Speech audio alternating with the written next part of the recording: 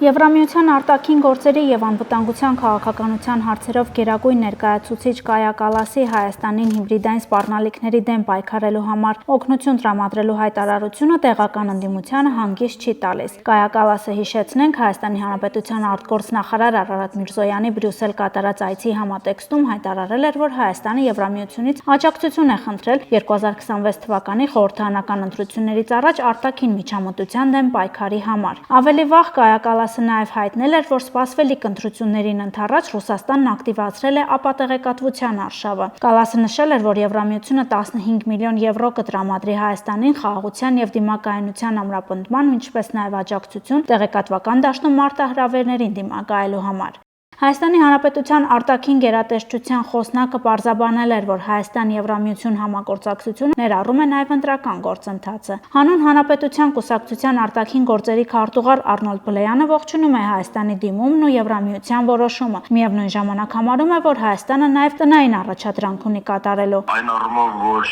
նույնիսկ առանց այդ գումարների մենք կարող ենք այստեղ անել ահագին բան, որոնք գումար չեն պահանջում։ Ինչ օրինակ ձեր կարծիքով։ Դե օրինակ նույն այդ հիբրիդային պատերազմի գործիքակազմներից լրատվականներ, որոնք օր ու գիշեր ապատեղեկատվություն են տարածում եւ հետո պետք է արդեն Եվրամիության օգնությամբ հակա ապատեղեկատվություն տարածել, շատ ավելի ճիշտ կլիներ պարզապես այդ լրատվականները, որոնք տարածում են ապատեղեկատվությունը, օրինակ ինչպիսին է Սպուտնիկ Արմենիան եւ դրա նման այլ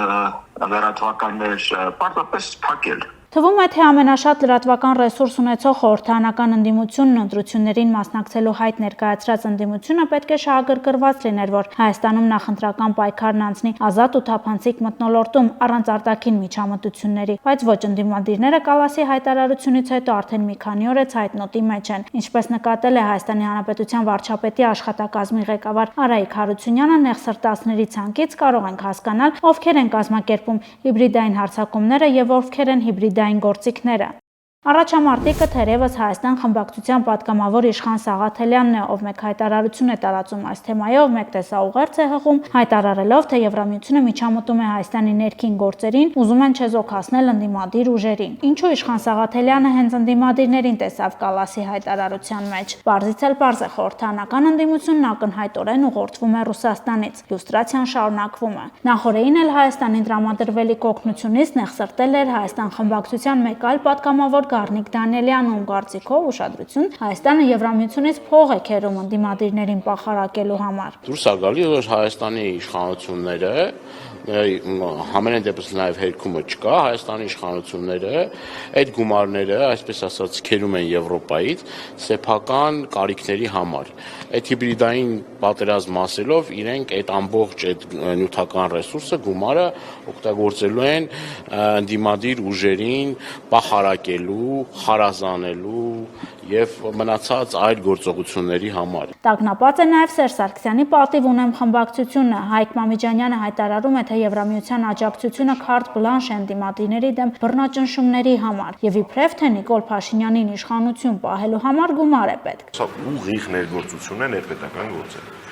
Ընտրական գործընթացի համար անհասկանալի տրամաբանության մեջ ինչ հիբրիդային պատերազմ։ Շատ բան կարելի ասել Հայկ Մամիջանյանի հայտարարության մասին, բայց իրենց առաջնորդի իշխանության տարիներին Եվրամիության հետ հարաբերությունները լավագույնս բնորոշել էր Եվրամիության այն ժամանակվա պատվիրակության ղեկավար դեսպան Պյոտր Սվիտալսկին, ինչից հետո դեսպանը հայտնվեց իշխանության քննադատությունների թիրախում։ Իսկ ինչ էր ասել Սվիտալսկին, շատ պարզ մի բան. Եվրամիությունը ձեզ համար բանկոմատ չէ։ Այս հայտարարությունն այնքան էր խոցել Սերժ Սարգսյանին, որ այսքան տարի անց խոսելով հեղափոխության պատճառների ու մեղավորների մասին, Սերժ Սարգսյանը մատնանշել էր Սվիտալսկուն։ Իբրև թե Եվրամիության անդամ երկրների շնորհավորանքները ժամանակին արտգործնախարարություն չեն բերել, փողոց են տաքացրել ու հեղափոխություն է տեղի ունեցել։ Հանուն Հանրապետության կուսակցության արտաքին գործերի քարտուղար Արնոլդ Բլեյանի խոսքերով բնական է, որ ընդդիմությունը նման օգնության հատկացումը չէր ողջունելու։ Չկա արտաքին միջամտություն, հակառակը արտաքին օժանդակություն կա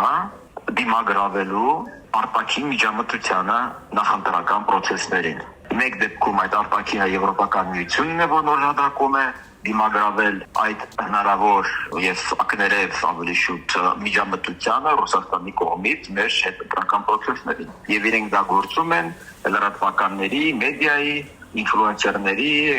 իրենց տեղի պրոքսի քաղաքական կազմակերպությունների, փորձագետների եւ այսպես կոչված տարատեսակ մասնագետների օժանդակությամբ։ Հավանիչ տեսանյութը եւ բաժանորդագրվիչ նորությունները բաց չթողնելու համար։